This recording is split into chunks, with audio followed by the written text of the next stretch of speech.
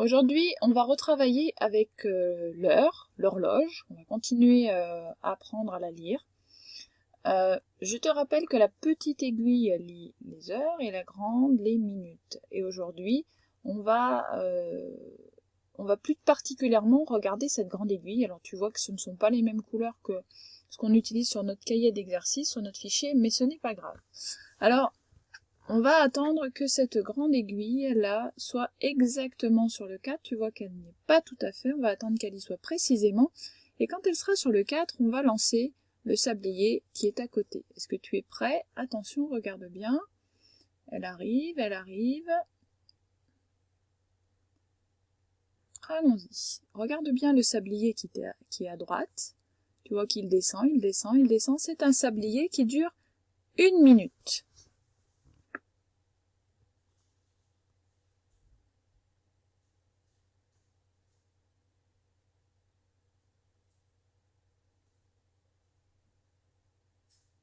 Tu vois ce qui se passe avec la grande aiguille là? Elle bouge. Elle s'est déplacée du 4 et elle avance tout doucement vers le trait suivant. Tu vois?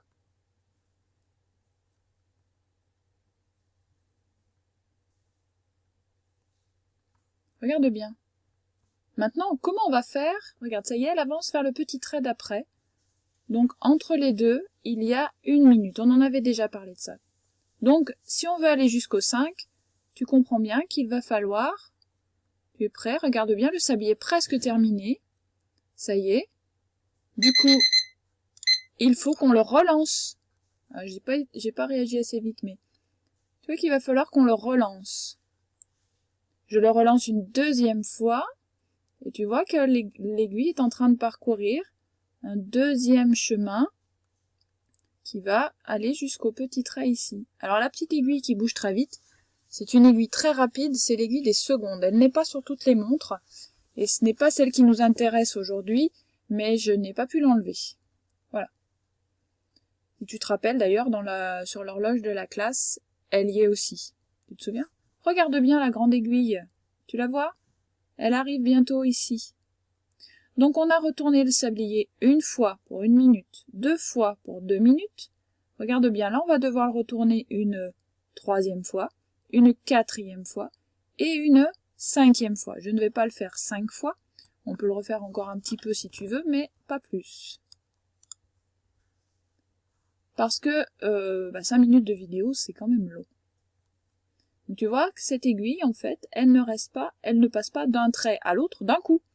Elle avance, tu la vois qui bouge, qui bouge, qui bouge, qui bouge tout doucement là, tu la vois? Elle avance, elle avance, elle avance, et elle va bientôt arriver sur ce 3e petit trait. Voilà. Je vais arrêter ici, parce que sinon ce serait très long, tu as compris comment ça marche maintenant. Cette fois-ci, je n'ai mis sur l'écran que l'aiguille verte, que l'aiguille des minutes.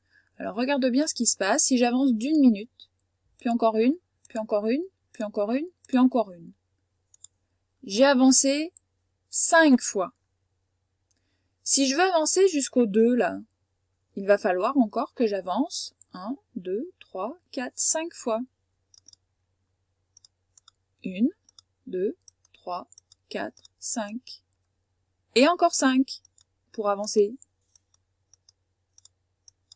Donc tu vois bien que chaque fois que je veux aller d'un chiffre à l'autre, on l'a déjà dit l'autre fois, j'avance de 5. C'est pour ça que quand tu n'as pas écrit le nombre des minutes, il faut que tu multiplies le chiffre que tu vois par 5. Et rappelle-toi, voilà ce que ça donne. Donc là, on a 5. 1 fois 5, 5. 2 fois 5, 10. 3 fois 5, 15. 4 fois 5, 20. 5 fois 5, 25. 6 fois 5, 30. 7 fois 5, 35. 8 fois 5, 40. 9 fois 5, 45. 10 fois 5, 50. On n'a pas appris la suite, mais tu comprends bien, c'est 5 de plus. 11 fois 5, 55. Et là, on devrait avoir, rappelle-toi, 12 fois 5, 60. Mais comme on recommence un nouveau tour, on recommence à 0. 60 et 0, c'est sur le même petit trait. Rappelle-toi aussi que je vais te mettre maintenant les heures. Les heures, on en reparlera la prochaine fois. Voilà l'aiguille des heures. Elle avance à chaque fois.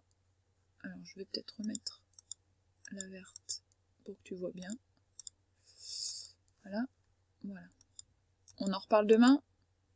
Elle, comme elle est plus petite, elle avance plus lentement. Donc cette aiguille des minutes, tu vois bien que chaque fois qu'elle bouge, elle avance d'un petit trait, on l'a déjà dit. Donc pour faire un tour entier, eh bien elle doit se déplacer combien de fois? Eh bien 60 fois. Là de 5, de 10, 15, 20, 25, 30, 35, 40, 45, 50, 55 et 56, 57, 58, 59, 60. Il y a 60 petits traits pour faire un tour. Et un tour, c'est 1 heure. Attention, pour une grande aiguille. La grande aiguille, elle met 1 heure pour faire un tour. Autrement dit, 60 petits traits. C'est pareil. On va donc pouvoir compléter le fichier de maths, tu vois en bas à la page 116. On va d'abord compléter ce que j'ai découvert, puis après, on fera l'exercice d'en dessous. Attention, je vais m'approcher. Lisons ensemble donc. La petite aiguille de l'horloge indique les heures et la grande aiguille indique les minutes. C'est ce qu'on a dit. La petite aiguille met 1 heure pour aller d'une graduation ou trait numéroté à la suivante. Autrement dit, la petite aiguille pour indiquer qu'il s'est passé 1 heure, elle fait seulement ça. 1 heure. Puis encore une deuxième heure. Puis une troisième heure. Puis une quatrième heure. En 1 heure, la petite, elle fait que ça. Alors qu'en 1 heure, la grande, elle fait tout ça. Il faut encore 1 heure à la petite pour aller sur le 2, alors que la grande, elle doit faire un deuxième tour, etc. À l'inverse, la grande aiguille met 1 minute pour aller d'une petite graduation, ou point rouge, à la suivante. Oui, un point rouge ici parce que eux, ce sont pas des traits, ce sont des points. Donc c'est ce qu'on a dit tout à l'heure, rappelle-toi. L'aiguille verte, pour faire une seule graduation, elle met 1 seule minute. D'accord? Les traits que lise la petite aiguille, c'est les traits qui ont les numéros.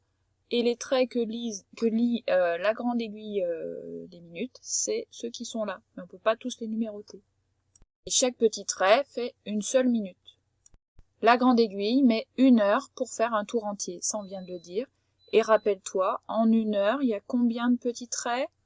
Il y a 60 petits traits, c'est ce qu'on avait dit. Donc 1 heure, c'est 60 minutes. Je vais le déplacer encore une fois. Voilà. 1 heure pour faire un tour entier, pour parcourir ces 60 petites graduations. Eh bien, ça fait 1 heure. Elle met 1 heure. 1 heure, c'est la même chose que 60 minutes. Maintenant qu'on sait ça, on va pouvoir répondre aux questions du premier exercice. Une durée peut être donnée en heures ou en minutes. Ou en heures et en minutes, on peut mettre les deux. On essaye par exemple. Max a lu un livre en 3 heures. Il a mis 3 heures. Donc 3 heures, c'est combien de minutes? Rappelle-toi, 1 heure, c'est 60 minutes. Donc 3 heures, c'est 3 fois 60 minutes. Autrement dit, 3 fois 6 dizaines. 3 fois 6, ça fait 18.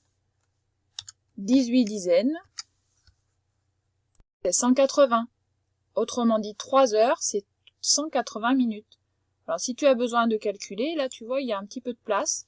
Donc, tu peux te dire que c'était 3 fois 60 minutes. Si tu n'arrives pas à le calculer avec ta tête, n'hésite pas à prendre la calculatrice. Mais 3 fois 60, c'est 3 fois 6 dizaines. Donc 3 fois 6, 18. J'oublie pas de montrer que c'est des dizaines en mettant le petit 0 à côté.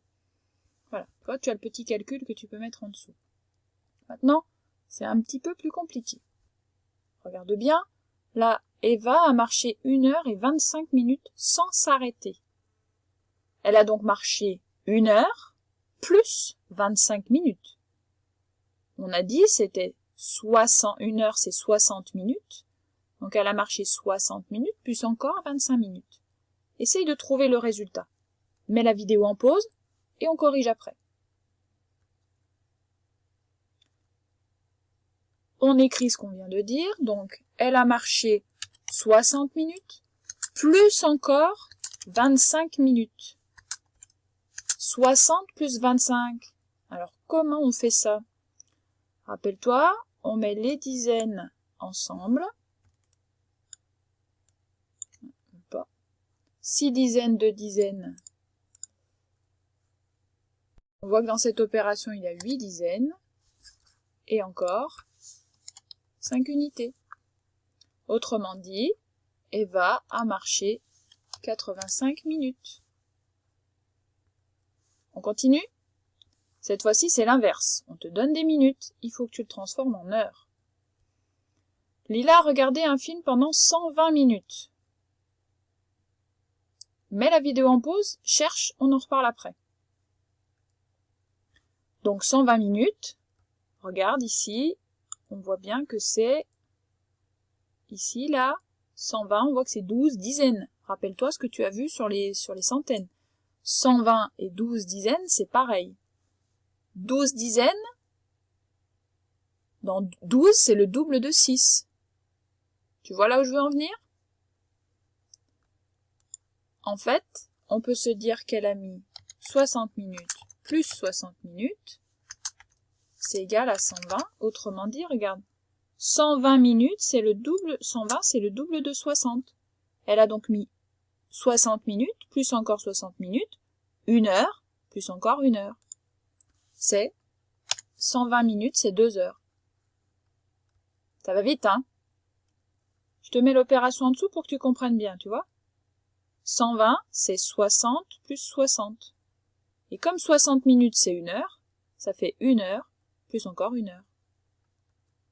Essaye de faire celui d'en dessous tout seul, tu mets encore une fois la vidéo en pause. Tom est resté 250 minutes chez Max. Et un petit peu plus difficile celui-ci.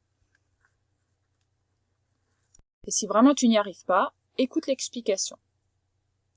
Alors, 250, on voit 25. On va parler en dizaines, c'est plus facile, tu verras. 25 dizaines, est-ce que c'est dans la table de 6? Bah oui, il faut bien qu'on fasse le lien avec nos 60 minutes, nos 6 dizaines de minutes. Eh bien non, 25 dizaines, ce n'est pas dans la table de 6. Par contre, 24, c'est dans la table de 6.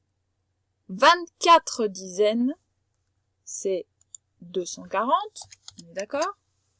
240 minutes, c'est 4 fois 60 minutes. D'accord? 240, c'est 4 fois 60. Donc, il est resté déjà 4 heures chez Max. Mais, il n'est pas resté 240 minutes, il est resté 250 minutes. De 240 pour aller à 250, il reste 10 minutes.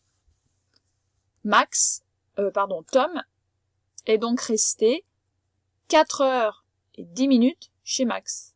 Alors ça semble long, hein, mais c'est une grosse après-midi. En fait, il est arrivé à 2 heures, il est reparti à 6h10. Voilà. Nous avons terminé ces exercices. Nous retrouverons la prochaine fois pour parler des heures et de l'aiguille des heures.